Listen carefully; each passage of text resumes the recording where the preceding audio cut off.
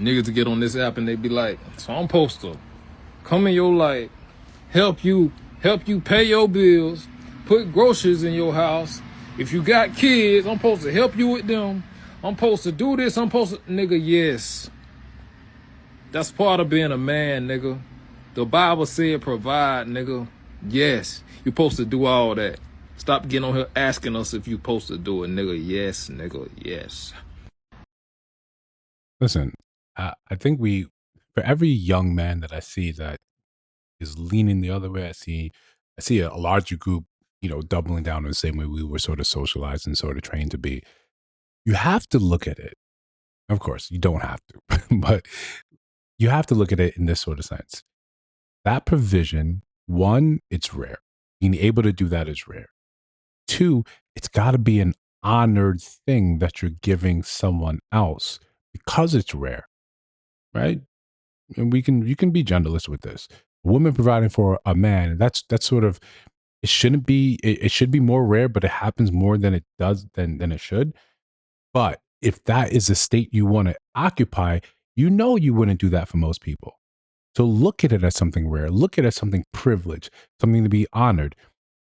With this preposition that just because she's a woman and the Bible says you're supposed to do this, does not mean it's a guiding light for most people. Not everyone is going to read the Bible. Not everyone is believing in that. The United States is becoming more and more secular.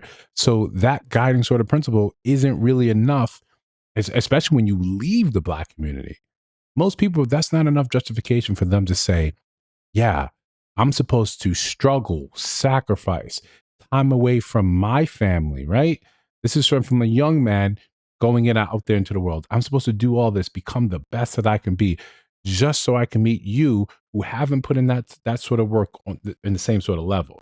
We're not saying that you don't do your own work, you haven't had your own trials and tribulations, but you haven't done what I've done. What I've done has enabled me to pay for myself, you, and a family. I'm just supposed to do that because I'm supposed to do that. The fact is that that justification is not holding water in the same way it did with our generation, and that understanding, and not just our generation before us. That understanding is one that's born of one where you grew up more in the church, you grew up more with societal pressure. Shame was an active ingredient, an active way to get people back in line. That's that's no longer the case. We're out here shaming each other and it's just losing its sting. No one really cares. Oh, a real man's supposed to do that? Nah, I don't care. I don't care. Right? You hear that and it goes in one after the other. It's just like if someone has been pinching you and they've held the pinch for years. Eventually, your body becomes numb. It just becomes background noise. Before we continue, like, comment, subscribe, hit that notification bell so you don't miss new uploads. Still going strong, still doing 2 a day, still trying to pay this rent. You know what it is by now. YouTube changes its algorithm, decides you don't need to get these notifications. And I get it. You got a bunch of us, all your subscribers. You want to be notified when everyone drops a video. But go in there and check for mine. Sometimes YouTube does what it wants to do. So listen, back to this, right? When I always love to check the comment section because you get to kind of put your finger on the pulse of what people are thinking with these videos. And some of it is just what you would expect when you hear, and I don't want to say this is pandering because we know pandering when we see it, right? It's usually in terms of give her your resources just because. I think that's the pander formula, at least 10. It's not 101, it's at least 102. It's the next class. 201. Give her money, give your resources just because so she could feel good. This more or less is saying, yeah, you're supposed to do these things. It's the masculine thing. What I've said a long time ago, and we've got like 400 videos up, so it's hard to pinpoint when. But young men are going to redefine what masculinity means for their generation. We kind of have a vague understanding what it means for us millennials. They're taking it and they're going a different way, as they should, right? This is how society sort of turns over. You have the old folks getting mad at the music that the young folks are listening to. Look, the way they dance and they're too close, it's too sensual, it's too sexy. It's the same thing in all movies we grew up with, like Dirty Dancing. Oh no, we're the old folks in Dirty Dancing now. That's us. We're just like, this is wrong. This is the devil's music. Let them redefine masculinity for what it means to them. The only way we can do anything about it is by setting the example, setting and saying, hey, we used to be fine with this. We're no longer tolerating that. You can look at us as an example and decide what you want to do for your generation. That's our only duty. The more we try to reach down and strangle it and mold it, the more you're just going to get people sort of rebelling against it. We don't need to do that. We're just going to keep it simple. For us, we understand that provision, protection has become something that is personal, the triple P's, right? It's personal. You don't do that just because you've met someone that already has a kid. That person, more so than a childless woman, has to prove her value to you, right? And we have to understand that value intrinsically is different from man to man. It's usually depending upon what they're lacking in their life. What they don't have becomes more valuable than what they can do on their own. I can cook, I can clean, I can do all these domesticated things.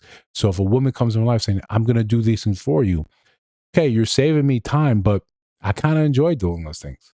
I enjoy cooking. I enjoy putting together a meal and say, yeah, you did that. I enjoy cooking for other people. So you doing that feels more like I'm being deprived of something I enjoy doing. Imagine if a woman came in and said, I'm going to play video games for you. And that was the way you relaxed. I'm going to go to the gym for you. No, that doesn't hit. It doesn't, you're not depositing anything into my love bank. That doesn't work for me. That's not really useful. But if I said to you, I'm missing femininity in my life. I'm missing the softness. I'm missing the reminders of be kind to yourself. I'm missing a reminder saying, hey, just go to bed. I'm missing the reminder saying, hey, did you eat? Did anyone tell you that they're proud of you today? I'm missing those things. When you can be those things, then I value it. Then I have no problem saying, oh, you're in a bind, something went wrong, you're in an emergency, I'll take care of it. I got you. That's how you get there. We're putting the cart before the horse. You want the provision, you want protection, but I don't know you. I don't care about you in order to extend that personal aspect of it. When you just simply decide as a man, as a young man, you simply decide, this is what I'm going to do because of what I'm supposed to do. You will be quick to be disabused of the rationale of that. What you will find, and most men here, you can raise your hand, you put a one in the comment, simply tell your story in the comment section. When you've done something for someone because you thought that was a good thing, that was a right thing, that was a righteous thing, you're supposed to do that as a man. The rejoinder that you get that hurts the most is, I never asked you to do that. And she's not wrong. She's not wrong. Just like I'm saying that if you came in and you cooked, or you came in, you played video games, or you came in and worked out for me, I would not appreciate that. It could be the very same way she's saying to you, you doing this, I don't really appreciate it. It's good. It's great. I'll welcome it. But since I never asked you for it, I never really needed it. It wasn't the most important thing. There were other ways you could have made deposits into my love bank, my love account at said bank. But you wanted to do what you thought I needed rather than having the real conversation. She's not wrong. Just the same way, men, you need to understand that society says you should be moving like this. Society is also, it's making you the promise. You do this, you're going to be known as a successful man. You do it like we say you do it, and we will praise you by calling you a real man. Right? You're the guy that we need, that society can uplift and praise. Society has a funny feeling of not so much lying to you, but changing its mind very rapidly. Plenty of us that got suckered into doing things because we thought you were supposed to do this to be known as a success. Now, when you get there and you say, where is the promised reward? Society's ready to change its mindset. I got a new deal for you. Do this over here and I'll call you success. We have to redefine what it means for us. Just like the younger generation is going to define what masculinity means for them. You sit there and the best you could do, like I said, is give them an example. You see what works, what doesn't work. You shout down and say, hey, try this. I did this, didn't get that. But you have to let them decide for themselves what makes sense. That's the best we can do. But for those that are dating intergenerationally, you got to pay attention. You got to pay attention. What would make sense in a deposit for an older woman's love account in a love bank may not make sense for the younger one. Or like you go into a different country and your dollar is stronger, than their dollar there, their currency there. You may be doing too much or too little. You have to sit there and pay attention. But young men, when you're deciding that you're just supposed to do this, figure out your life first. Figure out what matters to you first. What makes you happy? Figure out what your purpose is first. That's going to determine how you sort of move in this world. And you don't let anyone else tell you what you should and shouldn't do, except for me. Listen to what I'm just saying right now. But if you think I'm missing something, guys, you would like to add to that conversation, let me know down in the comment section. If you see videos on your screen right now, I'm doing my job. Shout out to me. Take a look at those videos. Let me know what you think about those in those videos. And of course, if you're listening to my voice right now, you have not subscribed, just move that cursor over or hit that button, that subscribe button right now. Join the train. We're just trying to pay the rent. I'll see you in the next one.